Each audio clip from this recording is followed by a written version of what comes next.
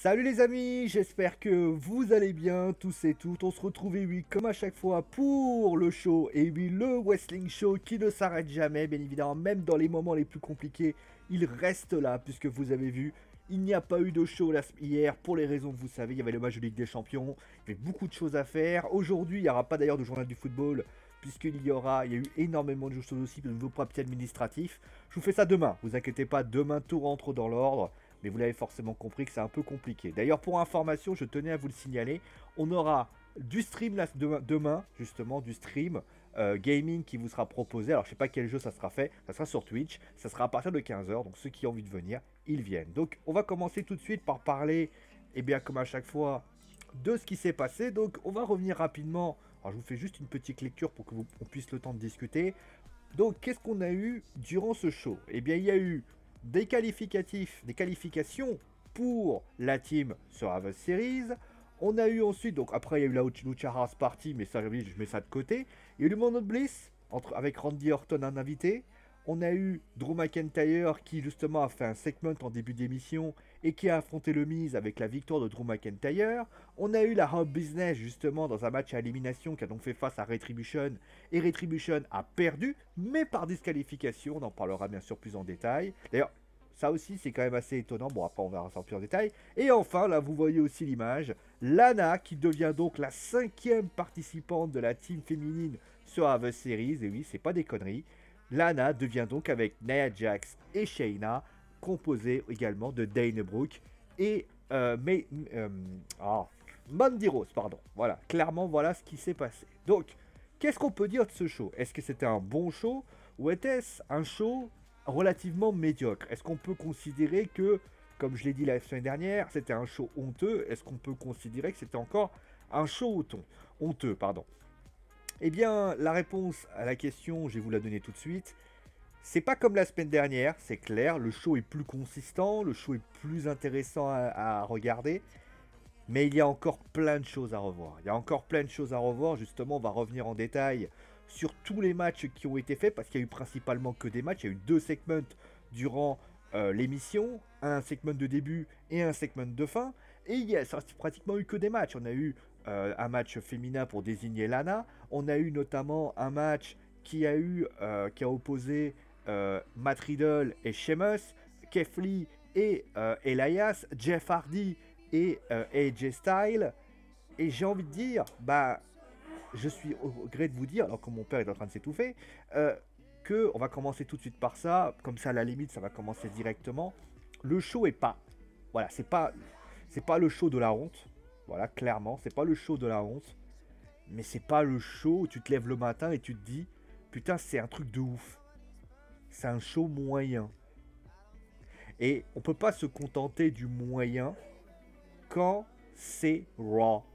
Quand on voit ce qu'a proposé SmackDown la semaine dernière, quand on voit ce qu'a proposé Hell in a Cell la semaine dernière, quand on voit ce qu'a proposé NXT la semaine dernière, eh bien on est en droit de se demander, est-ce que Raw se moque pas un peu du monde par rapport à ça? Bon, on va directement revenir sur le vif du sujet, on va directement aller voir les 3 matchs traditionnels des Survivor Series, puisque c'est les matchs de qualification, je vous l'ai cité. Donc qualification de AJ Styles, qualification de Keith Lee et qualification donc de Sheamus. Alors, encore une fois, les qualifications de AJ et de Keith Lee, je vais pas trop épiloguer là-dessus pour une raison, c'est que la WWE a priori a pour objectif de perdurer dans le temps la rivalité Jeff et Elias. Donc moi j'ai pas de problème particulier là-dessus, en plus les matchs étaient relativement intéressants. Par rapport à ça, il pouvait apporter son lot de qualité. Ce qui me gêne, pour ainsi dire, c'est plutôt le 3e match. C'est le match entre Matt Riddle et Sheamus. Là, voilà un match où il y a plutôt un vétéran, c'est-à-dire Sheamus, et de l'autre côté, on a un Matt Riddle qui est un rookie, qui vient d'arriver à la WWE, enfin, dans les rosters principaux de la WWE, et qui perd clean. 2e défaite consécutive pour Matt Riddle. Et là, la question se pose. Alors que la WWE pourrait croire en lui, la WWE a l'air de ne pas donner sa chance à Matt Riddle. Alors, est-ce que c'est... Alors, il y a 2 explications. Est-ce parce que la WWE ne croit pas en Matt Riddle, Vince McMahon ne croit peut-être pas en lui, Il se dit peut-être que voilà, son côté un peu déjanté ne plaît pas. La deuxième éventualité, c'est bien évidemment ce qui lui arrive avec ses ennuis judiciaires. Est-ce que la WWE ne souhaite pas prendre de risques, de peur à ce que ça se retourne contre eux? On a pu le voir ça notamment avec le Dream, qui notamment, on a clairement vu que ça a été récarté des rings, cassé du titre pour les raisons que l'on sait. Ça peut être la deuxième éventualité. En tout cas, ce qui est certain, c'est que du côté de la WWE, on se prive malgré tout d'un lutteur qui est quand même un lutteur sympathique, un lutteur qui est assez intéressant, et qui, du côté de Raw en tout cas, est en train de s'enliser.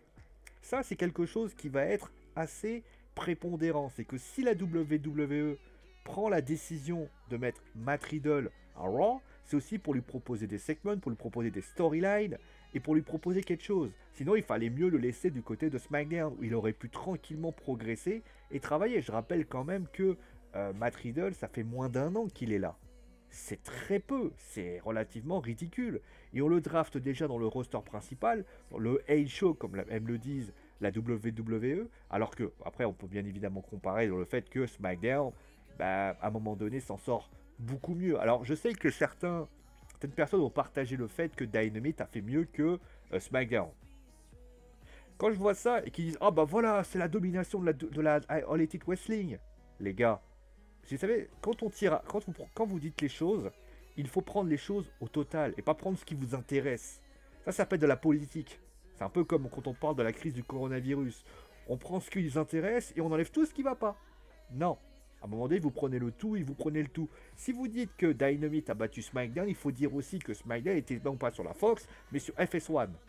Là, vous faites un truc complet et là, vous dites clairement que FS1, c'est une petite chaîne de la Fox. Étant une petite chaîne de la Fox, elle n'a pas le même impact et fait forcément plus petit que du côté de la All Elite Wrestling. Et là, vous savez quoi? Là, vous dites tout et là, vous êtes clairement dans un constat de débat. Après, on peut toujours juger les choses, être bon ou mauvais, ça c'est un avis purement subjectif et j'ai pas à juger là-dessus.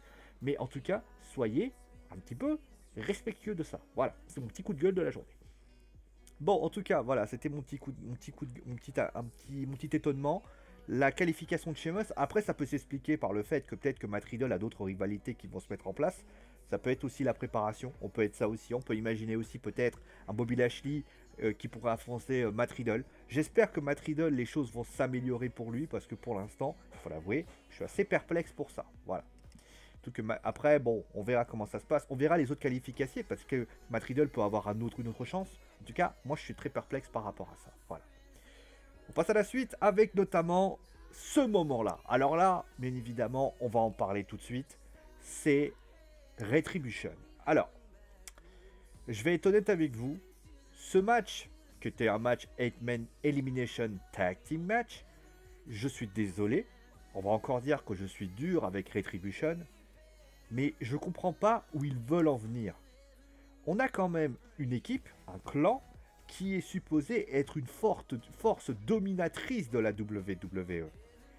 Je vais revenir juste, encore une fois, sur un passage qui a été important, la Nexus. Voire même le Shield. Souvenez-vous du Shield. Souvenez-vous de la Nexus. Leur premier match à élimination. Alors certes, le match à élimination de la Nexus, la WWE, il ne reste plus, je crois, que John Cena. Mais aux dernières nouvelles, et Daniel Bryan, je crois, John Cena tout seul, enfin l'un ou l'autre. Et on se remarque quoi? C'est que la WWE met en avant suffisamment pour avoir un outil avec de l'impact. Et c'est aussi un désir de relancer la rivalité. Quand tu vois la team Shield contre la team, je sais plus quoi, Roman Reigns, à lui tout seul, il élimine tout le monde. Il fait un impact énorme par rapport à ça.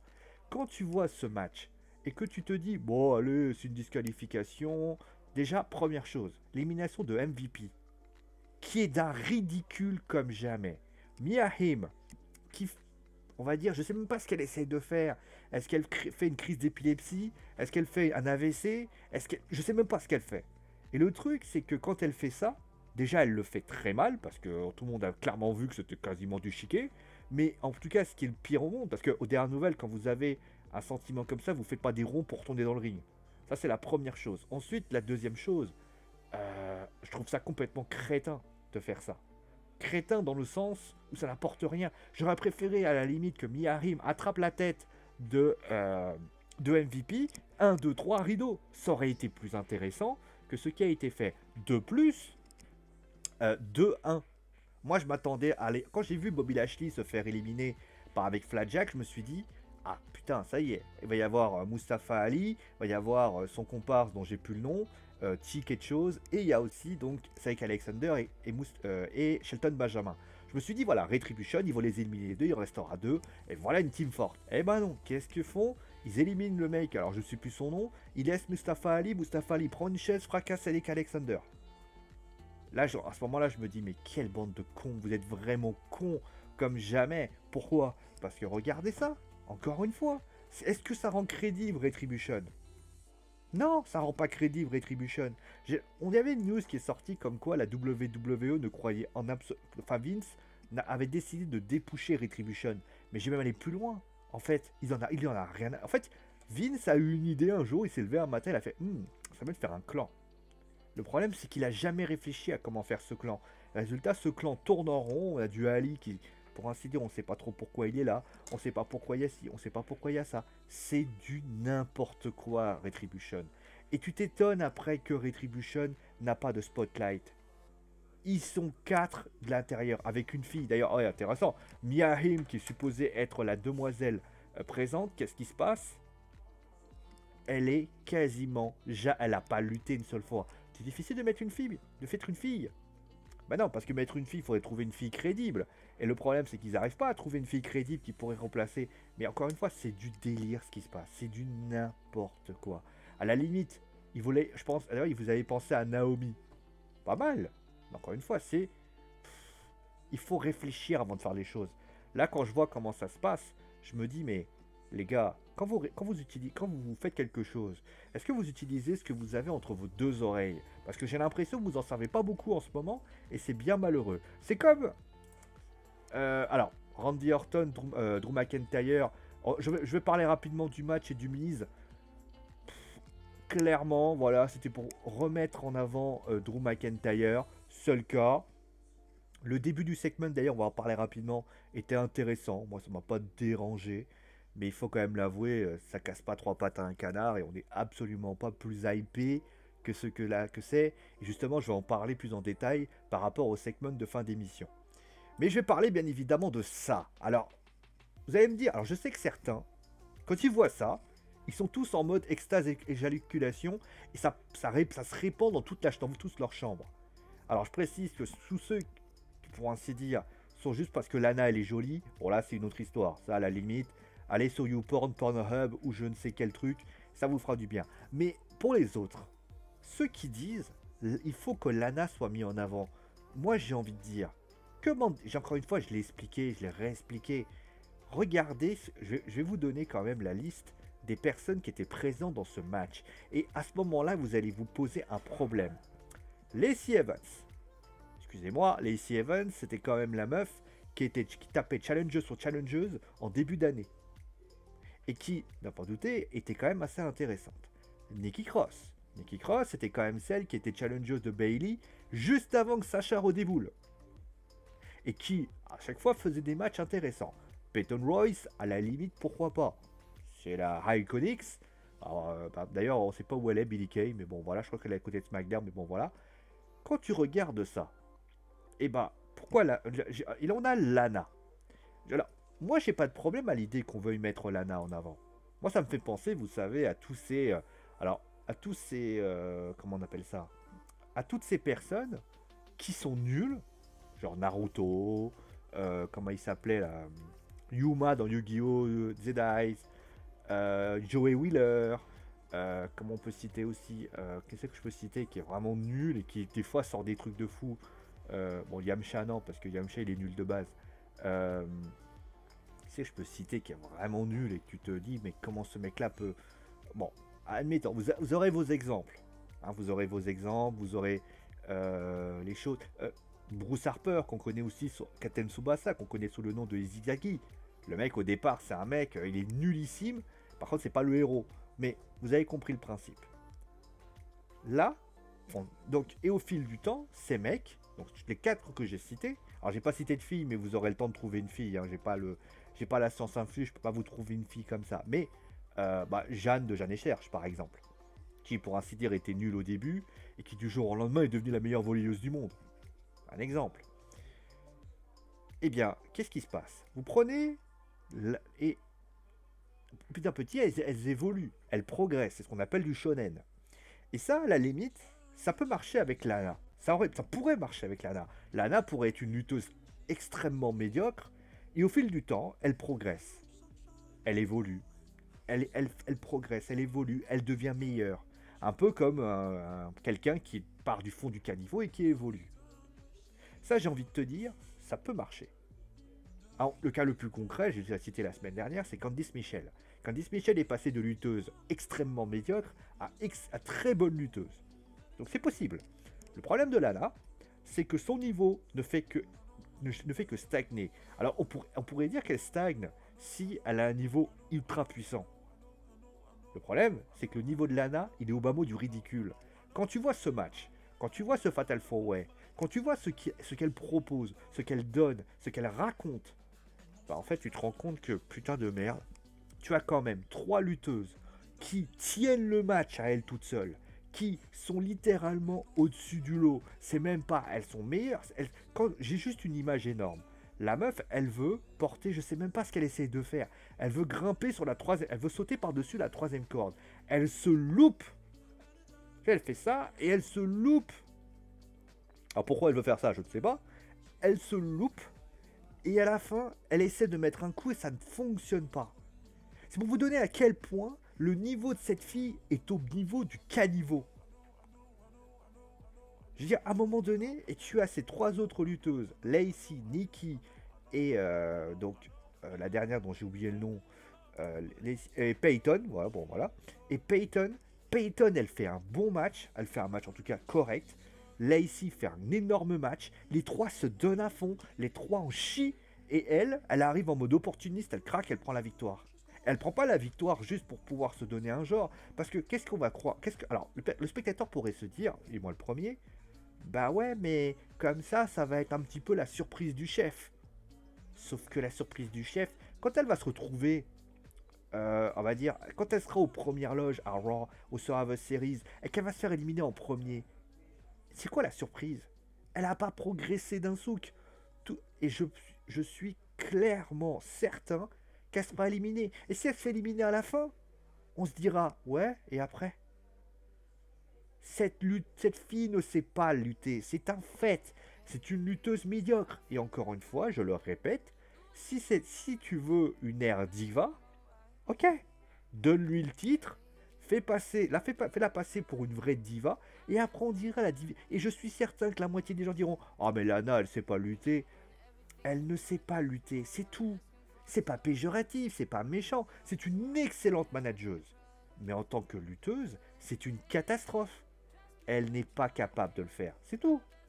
Est-ce que c'est un problème? Est-ce que c'est une critique?